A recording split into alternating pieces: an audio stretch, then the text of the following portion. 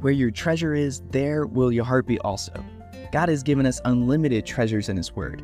Every time we open it, we can discover a new treasure or admire an old one. What will we find today? Here's Carla Early with Treasure Hunt in the Word.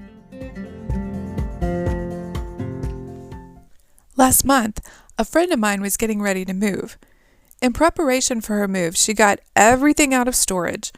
She took everything out of her closets, and she barely had a walkable path through her apartment. But with lots of work, organizing and packing, sorting and getting rid of things, she actually had a small room full of boxes for us movers to pack into the truck. But before it got packed away in boxes, I tell you, it got messy. We see that on a small scale every time we clean out a closet or even a drawer. In order for us to get organized, things have to get a little messy. And that's true too when God decides to clean out an area in our life. It gets messy. Things seem to go wrong. Sometimes our life just seems to be turned upside down.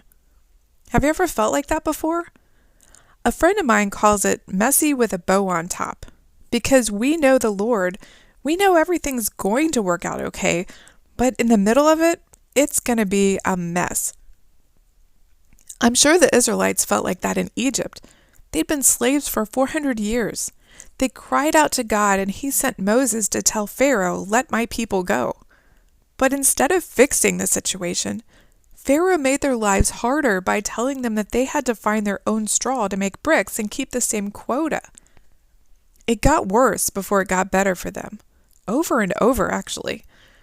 When they were leaving Egypt, they got boxed in with the Red Sea on one side and the angry Egyptian army on the other. Then when they thought they'd made it, they found themselves in a desert with no food and water. But each time they got in a mess, God did something amazing and miraculous to show them that He was God and He had complete control over the situation. He was teaching them to trust Him. And how about Jonah? Because of his disobedience, he tried to run away from God and ended up in the stomach of a whale. Talk about messy. That really actually seems kind of gross. But God got him back on track, had the whale spit him up, and taught him many things through that experience, one of which was obedience. How about Naomi and Ruth? All the men in their family died, so they had no support. Dirt poor, they moved into Naomi's hometown, where Ruth had to work in the fields gleaning just for their daily food. At that point, it looked pretty dead-end hopeless for them, until Boaz stepped in, and Ruth became part of the line of the Messiah.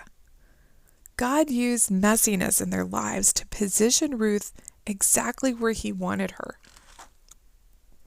God made each one of us, and He loves us, so He wants us to know Him. Sometimes the messiness in our lives is God wanting to teach us who He is and showing us that we can trust Him. Sometimes it's Him teaching us a lesson that we can learn no other way. And sometimes He uses the messiness to position us to do something in our lives. No matter what, He's still working on us because He loves us. I think we can all agree our lives are messy, right? So in your mess right now, how is God showing you that you can trust Him? What is He teaching you? How is He positioning you to do something in your heart and life? You can contact us at treasurehuntintheword@gmail.com. We'd love to hear the treasures God has given you through His Word. You can listen to other episodes on our website, which you can find in the description below. Thank you for listening, and remember, where your treasure is, there will your heart be also.